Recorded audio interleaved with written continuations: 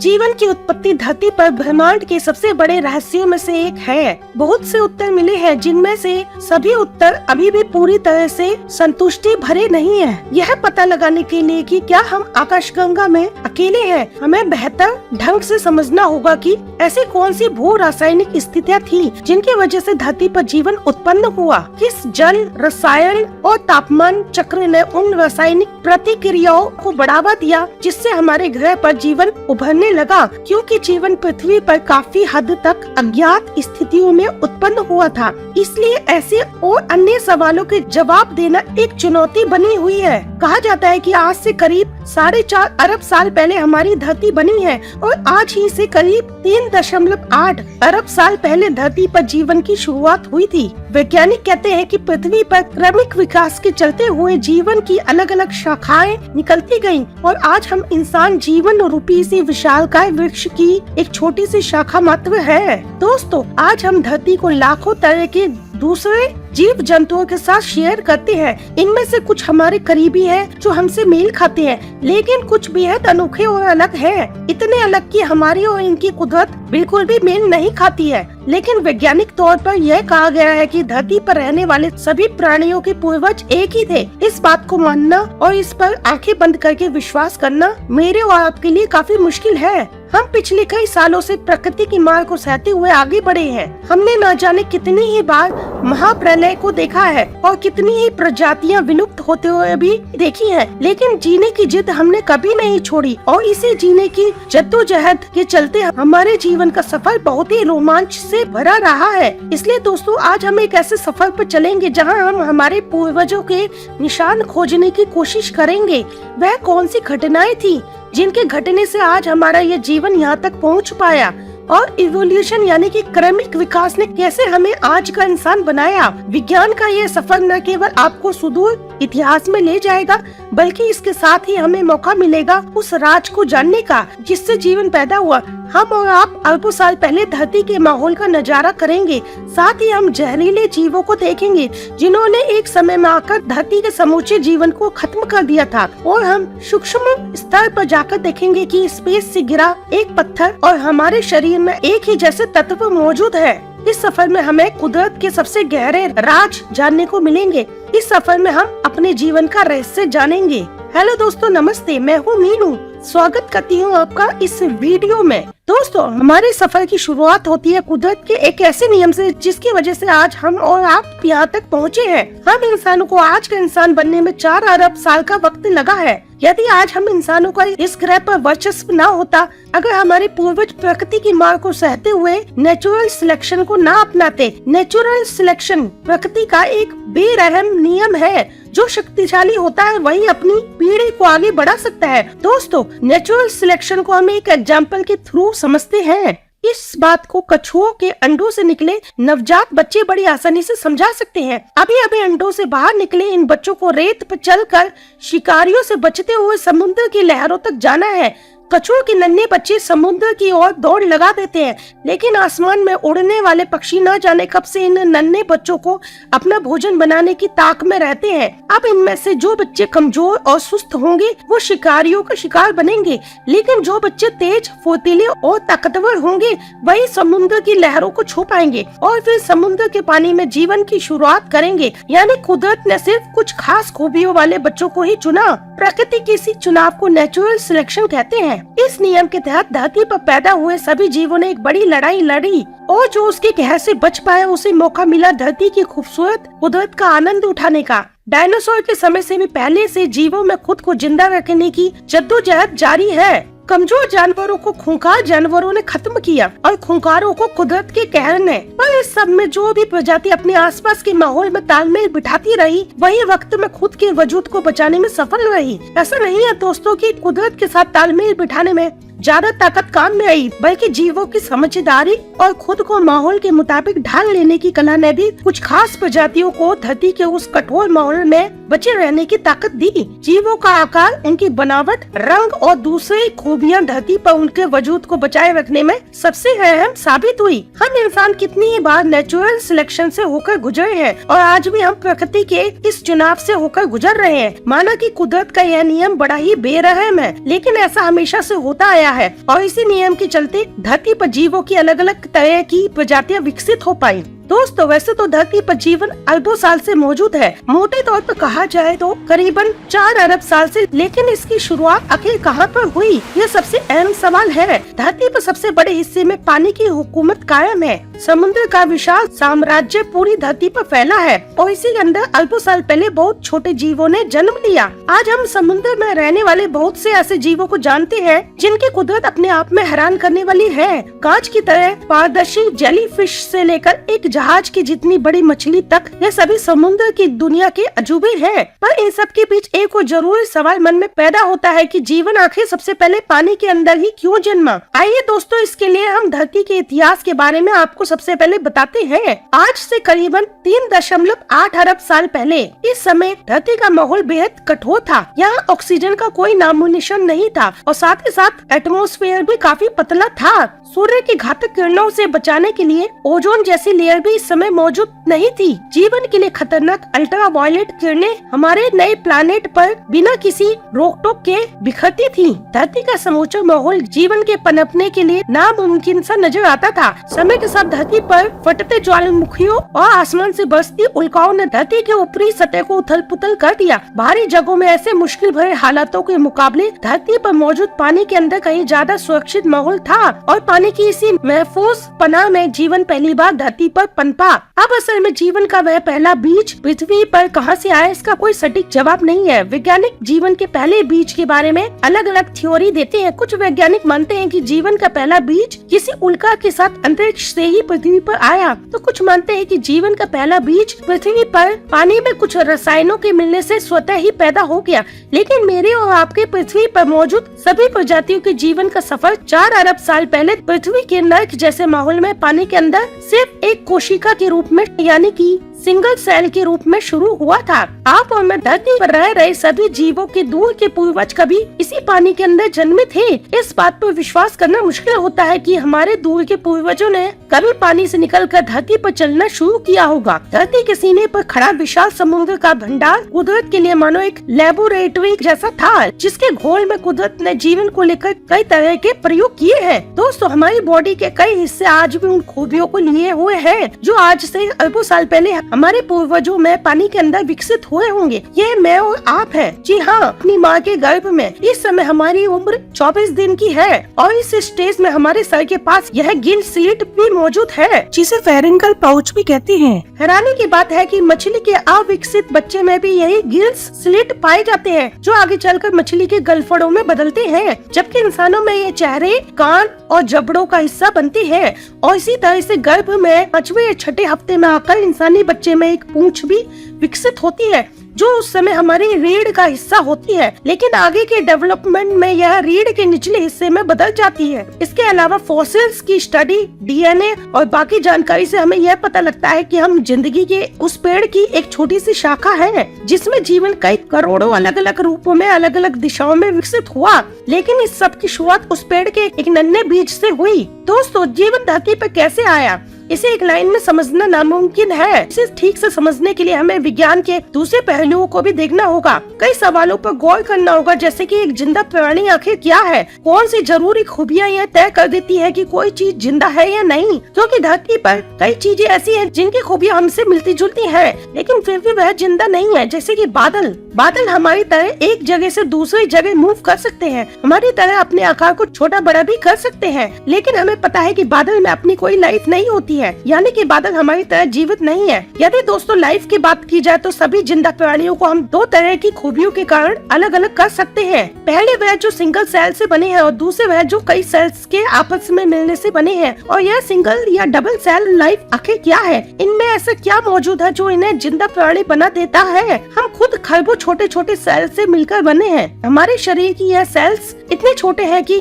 10,000 sales एक साथ एक पिन की नोक पर फिट हो सकते हैं। दोस्तों आसानी से समझा जाए तो कई सेल्स आपस में मिलकर छोटे छोटे टिश्यूज को बनाते हैं। टिश्यूज की लेयर्स आपस में मिलकर हमारी बॉडी की किसी खास पार्ट को आकार देती है, जैसे कि दिल, फेफड़े, किडनियां, स्किन आदि। और यह सभी अलग अलग पार्ट्स जब आपस में मिलकर एक पूरे ढांचे को तैयार करते हैं तो वो जिंदा प्राणी, इंसान या जानवर के रूप में पहचाना जाता है। वही सिंगल सेल से बने प्राणियों में केवल एक ही उनकी पहचान के लिए काफी है। हालांकि ये सेल हमें बिना माइक्रोस्कोप के दिखाई नहीं दे सकते, लेकिन फिर भी ये अपने आप में जीवन का सबसे छोटा रूप है, यानी इन्हें हम लाइफ कह सकते हैं। लेकिन दोस्तों, हैरानी की बात यह है कि सेल्स भी खुद में सबसे छोटे नहीं है, बल्कि इनके अंदर भी उनके अलग अलग हिस्से मौजूद हैं, जिनका काम आपस में बटा हुआ है और जिनकी सभी गतिविधियों से मिलकर बनता है एक सिंगल सेल। उदाहरण के लिए हमारी बॉडी के एक सेल को ले लेते हैं। सबसे पहले आती है इसकी परत, जिसे हम सेल मेम्ब्रेन यानी कि सेल की स्किन भी कह सकते हैं। यह पोषक तत्वों को पहचान कर उन्हें अंदर जाने देती है, जबकि जिन तत्वों से हमें खतरा है उनके लिए रास्ते को ब्लॉक कर देती है। इसके अलावा यह सेल्स के अंदर से वेस्ट को भी बाहर जाने देती है।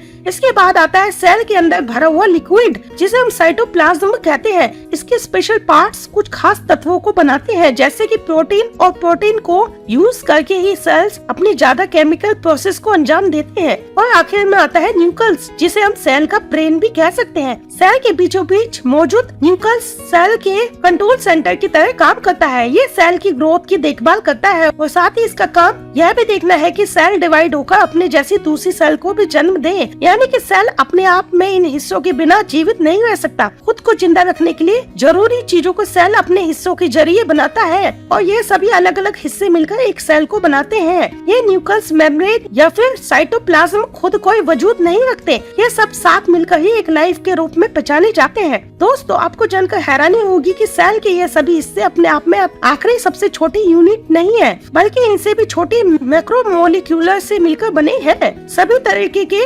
मैक्रोमोलिक्यूलर साइज में इनसे भी छोटी यूनिट से मिलकर बने हैं। जी हाँ दोस्तों, आपने एटम्स के बारे में तो जरूर सुना होगा। एटम्स और इसके पार्ट्स, न्यूट्रॉन, इलेक्ट्रॉन और प्रोटॉन, इन्हीं अलग अलग तरह के एटम्स के मिलने से हमारे शरीर को बनाने वाले मैक्रोमोलिक्यूलर से बने हैं। आइए इसे और भी आसानी से समझते हैं। किसी भी जिंदा प्राणी का शरीर अलग अलग हिस्सों के मिलने से बना है, जैसे कि दिल, दिमाग, फेफड़े वगैरह वगैरह। ये सभी अंग टिश्यूज की परतों से मिलकर बने हैं और यह टिश्यूज बने हैं छोटे छोटे सेल्स के मिलने से। इन सेल्स का निर्माण होता है प्रोटीन जैसे एलिमेंट से। प्रोटीन बना है एमिनो एसिड से, जैसे मैक्रोमोलिक्यूल से, और मैक्रोमोलिक्यूल्स बने हैं अलग अलग तरह के एटम्स के एक साथ जुड़ने से। दोस्तों, लाइफ का कॉम्बिनेशन अपने आप में पेचीदा है, जिसे हमने अभी मोटे तौर पर जान लिया है। इस मुश्किल घड़ी को सुलझाने से यह तो पता लग जाता है कि जिंदगी आखिर किन छोटे छोटे कणों से मिलकर बनी है, लेकिन इससे हमें यह पता नहीं चलता कि धरती पर जीवन सबसे पहले आखिर कैसे पैदा हुआ होगा, क्योंकि जीवित प्राणी को पैदा करने के लिए भी किसी दूसरे जीवित प्राणी की जरूरत होती है। तो सबसे पहला जिंदा प्राणी दुनिया में आखिर कहां से आया होगा? क्या विज्ञान ये बता सकता है कि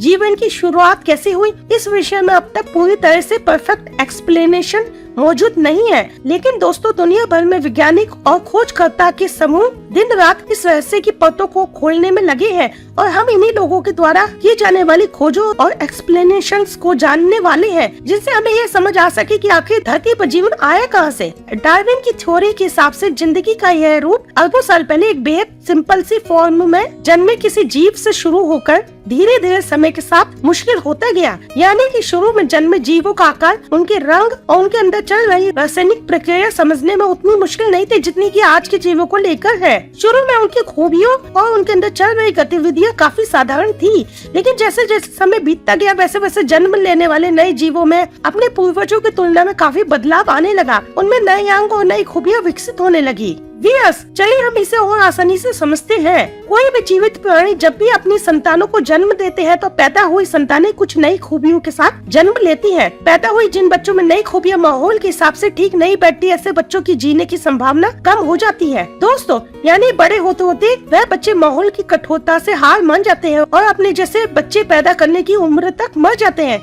आइए इसे और आसानी से समझते हैं। क्या आपने कभी सोचा है कि टिड्डों का रंग हरा ही क्यों होता है? इसके पीछे भी एक बड़ी वजह है। चलिए उदाहरण के लिए मान लेते हैं कि शुरू में टिड्डों की प्रजातियां एक से ज्यादा रंग की रही होंगी, लेकिन पेड़ पौधों के बीच रहने वाले टिड्डों में ऐसे शिकारियों से बचने में मदद मिली होगी जिनका रंग हरा था।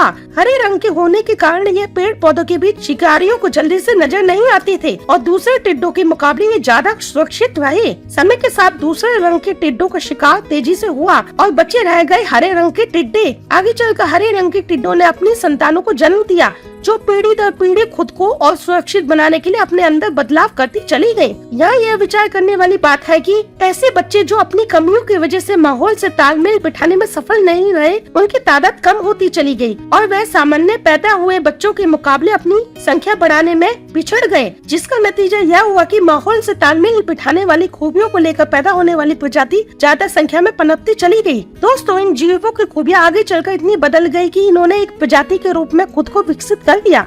धीरे धीरे आए इस बदलाव को ही जीवों का क्रमिक विकास यानी कि एवोल्यूशन कहा गया और धरती पर अरबों सालों के विकास में जीवन अनगिनत रूप में विकसित हुआ। धरती पर पाए गए जीवाश्मों के रिकॉर्ड इसी प्रामाणिकता को और भी पक्का कर देते हैं। फॉसिल्स की स्टडी की मदद से जैसे जैसे हम वक्त के पीछे जाते हैं, जीवों की कुदरत समझने में आसानी होती जाती है और इसी के आधार पर वैज्ञानिकों ने ये नतीजा निकाला कि आज से करीबन 3.5 अरब साल पहले लाइफ बहुत ही सिंपल से सेल के रूप में जन्मी होगी। लेकिन दोस्तों, अभी भी यह क्वेश्चन हमारे दिमाग में आता है कि सबसे पहले शुरू में पैदा हुआ वह सिंपल सा सेल आखिर कहाँ से आया होगा, क्योंकि आज हमारे सामने मौजूद सिंपल से बैक्टीरिया की कुदरत भी इतनी मुश्किल है कि उसका एक स्टेप में पनप जाना नामुमकिन है। फ्रेंड्स, इस बात का एक लॉजिक ये है कि सबसे पहले पैदा होने वाले ऐसे जीव जो खुद के जैसे जीवों को जन्म दे सकते होंगे, उनका जन्म एवोल्यूशन से नहीं हुआ होगा, क्योंकि इसका कारण आप जानते हैं, जीवों में एवोल्यूशन होने के लिए उनका प्रजनन करना जरूरी है। अगर वे अपनी नस्ल को पीढ़ी दर पीढ़ी आगे नहीं बढ़ाएंगे तो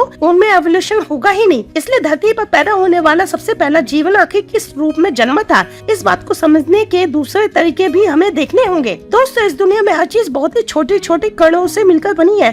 पूरी दुनिया बल्कि पूरा यूनिवर्स इसी तरह के छोटे छोटे कणों के आपस में मिलने से बने हैं और इनके इसी बिहेव को स्टडी करना ही केमिस्ट्री का अध्ययन है। लेकिन यहाँ आप केमिस्ट्री के उस हिस्से की बात करेंगे जो ये कहता है कि इन्हीं छोटे छोटे कणों के आपस में मिलने से अचानक लाइफ का जन्म होता है। आपसे दिखने वाले पौधे के सेल में भी ऐसी ढेर सारी प्रोसेस चल रही होती है, जिनमें अलग अलग हिस्सों को एक साथ सेल की ग्रोथ के लिए काम करना, अलग अलग प्रोसेस से खाने के मॉलिक्यूल्स को तोड़कर एनर्जी में बदलना, ये कुछ ऐसे काम है जो मेटाबॉलिज्म का हिस्सा है। और जीवन की केमिस्ट्री यह सबसे अहम चीज है। बिना मेटाबॉलिज्म के लाइफ नहीं हो सकती है। सेल्स की ग्रोथ और उसके लिए जरूरी एनर्जी पैदा करने का सारा सिस्टम मेटाबॉलिज्म कहलाता है और बिना मेटाबॉलिज्म के जीवन का लगातार बने रहना नामुमकिन है। दोस्तों, सेल्स कुछ खास तरीके के मॉलिक्यूल्स से मिलकर बने हैं। पुराने समय में यह माना जाता है कि हमारे शरीर को बनाने वाले ये मॉलिक्यूल्स सिर्फ जिंदा प्राणियों में ही पाए जाते हैं। इसके अलावा जीवन से जुड़ी एक और पहेली सभी को परेशान करती आई है कि कैसे जिंदा प्राणियों के अंदर होने वाली सारी गतिविधि उसे जिंदा बनाए रखती है।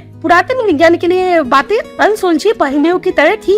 वे इसके पीछे किसी रहस्यमय ताकत का हाथ मानते थे, लेकिन 1828 में फ्रेडरिक वॉलर नाम के जर्मन केमिस्ट ने लैब में यूरिया का निर्माण कर दिखाया। यूरिया जो कि हमारे पेशाब में पाया जाता है, लेकिन जीवित प्राणी के शरीर द्वारा बनाए गए एक तत्व लैब में किए गए प्रयोग से बन सकता है। यह बात उस समय विज्ञान ने जीवन की समझ को लेकर एक नया मोड़ लाई। हमारे शरीर के ऐसे तत्व जिनके बारे में यह माना जाता है कि उनका मिलना केवल जीवित प्राणियों में ही मुमकिन है, लेकिन यूरिया के लैब में बन जाने से इस बात को चुनौती मिली और एक नई तरीके की थ्योरी सामने आई।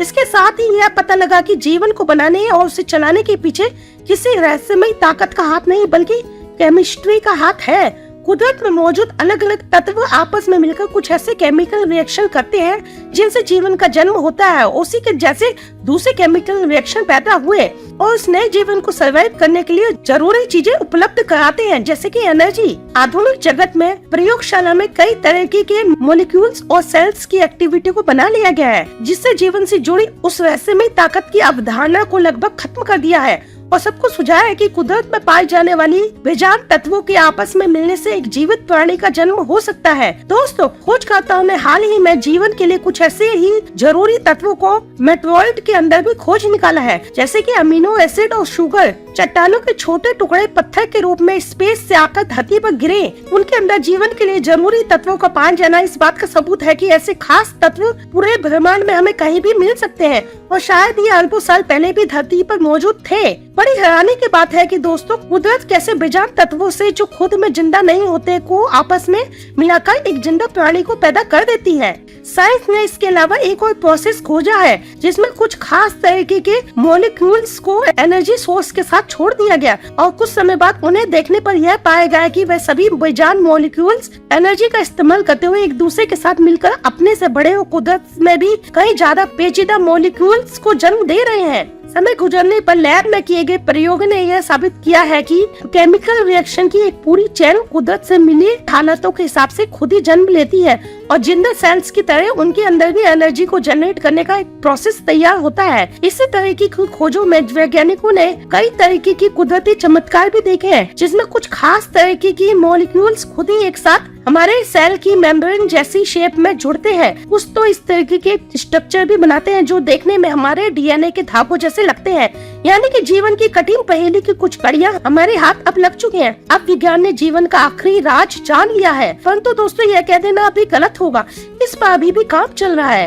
दोस्तों जीवन सबसे पहले आखिर किस रूप में धरती पर आया होगा? क्या उसकी कुदरत आज के जीवों जैसी ही थी? कुछ सवाल आज भी विज्ञान के लिए बेहद मुश्किल पहेलियां हैं। फ्रेंड्स, हमने अब तक जाने की कैसे पानी के अंदर सबसे पहले जीवन पनपा होगा। सबसे पहले जन्मे सूक्ष्म जीव जो आगे चलकर धरती पर बसने वाले सभी प्राणियों के पूर्वज साबित हुए और इन्हीं जीवों में किसी गहरे समुद्र या किसी झील में हमारे जटिल डीएनए बनने की एक पहली कवायद शुरू हुई होगी। वैसे तो जीवन ने कई अलग अलग रूपों में धरती पर जन्म लिया होगा, लेकिन एक खास तरीके के जीवों ने धरती की कुदरत पलट देने का कारनामा कर दिखाया और धरती को हमेशा के लिए बदल कर रख दिया। वेस्टर्न ऑस्ट्रेलिया के तटों पर मौजूद सूक्ष्म जीवों के एक जगह जमा होने से बनी यह पत्थर जैसी संरचना अपने आप में सबसे पुरानी और अनोखी है। इन्हें स्ट्रोमेटोलाइट्स कहा जाता है। यह साइनोबैक्टीरिया नाम के बेहद सूक्ष्म जीवों का घर है। यह बैक्टीरिया एक चिपचिपे पदार्थ को रिलीज करता है जिस पर रेत और तल छट चिपक कर एक पत्थर जैसी संरचना का रूप ले लेते हैं। पानी में मौजूद यह पत्थर अरबों साल पुराने भी हो सकते हैं क्योंकि स्ट्रोमेटोलाइट्स धरती पर जीवन के सबसे पहले बने रूपों में से एक है। ये पानी में कार्बन डाइऑक्साइड और सूरज की रोशनी से अपना भोजन बनाते हैं और इस प्रोसेस में ऑक्सीजन रिलीज करते हैं और यह ऐसा अरबों सालों से करते आ रहे हैं। धरती पर मौजूद सबसे पुरानी स्ट्रोमेटोलाइट्स का समय 3.5 अरब साल के करीब दर्ज किया गया है, लेकिन शांत से दिखने वाले इन पत्थरों ने कभी धरती पर मौजूद लगभग सारे जीवन को विलुप्त कर दिया था। इनके समूह ने धरती के वातावरण में एक ऐसी जहरीली गैस छोड़ी थी जिससे उस टाइम मौजूद ज्यादातर प्राणियों का जीवन खत्म हो गया था। वह जहरीली गैस थी ऑक्सीजन। जी हाँ दोस्तों, आपको सुनकर हैरानी होगी, लेकिन यह बात सच है। आज जितनी ऑक्सीजन वातावरण में है उससे काफी कम ऑक्सीजन उस समय मौजूद थी। धरती पर बसने वाले प्राणियों की कुदरत आज के प्राणियों से कुछ अलग थी। वे सभी ऑक्सीजन पर नहीं पलते थे। ऐसा नहीं है कि उस वक्त स्ट्रोमेटोलाइट्स ऑक्सीजन नहीं बना रहे थे, लेकिन उस वक्त धरती पर लोहा यानी कि आयरन की मात्रा काफी ज्यादा थी, जिससे मुक्त होकर ऑक्सीजन का ज्यादातर हिस्सा आयरन के साथ मिलकर आयरन ऑक्साइड यानी कि लोहे की जंग में बदल रहा था। लेकिन जैसे जैसे समय के साथ लोहे की मात्रा कम होने लगी, ऑक्सीजन का बड़ा हिस्सा वातावरण में प्रवेश करने लगा और धरती पर ऑक्सीजन की मात्रा बढ़ने लगी, जिससे एक ग्लोबल क्राइसिस पैदा हो गया और उस वक्त के ज्यादातर जीवों के लिए ऑक्सीजन जहरीली साबित हुई। उस समय धरती पर जीवन मानो खत्म सा हो गया था। लेकिन दोस्तों, किसी भी चीज को पूरी तरह से समाप्त करना नामुमकिन होता है और तब भी वैसा ही हुआ था।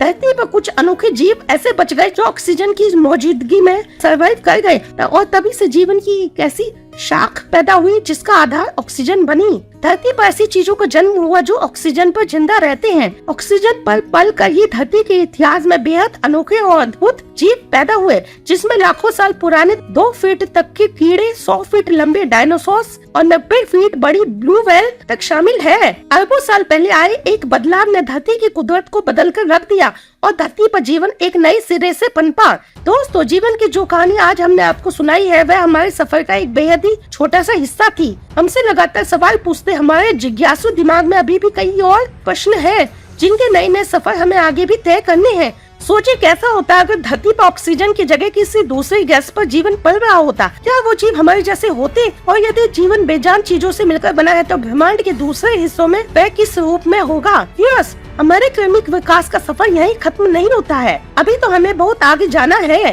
नई नई मुश्किलों का सामना करना है और अपनी सभ्यता को ब्रह्मांड के कोने कोने में फैलाना है। तो दोस्तों, इस सफर में हमने आपको बताया जीवन का रहस्य। वैसे आप हमारा ये वीडियो कौन से शहर से देख रहे हो हमें कमेंट करके जरूर बताएं। अगर आपको ये वीडियो अच्छा लगा हो तो इसे लाइक करें और ऐसे ही वीडियोस के लिए हमारे वर्ल्ड टूर चैनल को सब्सक्राइब करें, साथ ही बेल आइकन दबाएं। हमारा वीडियो देखने के लिए धन्यवाद।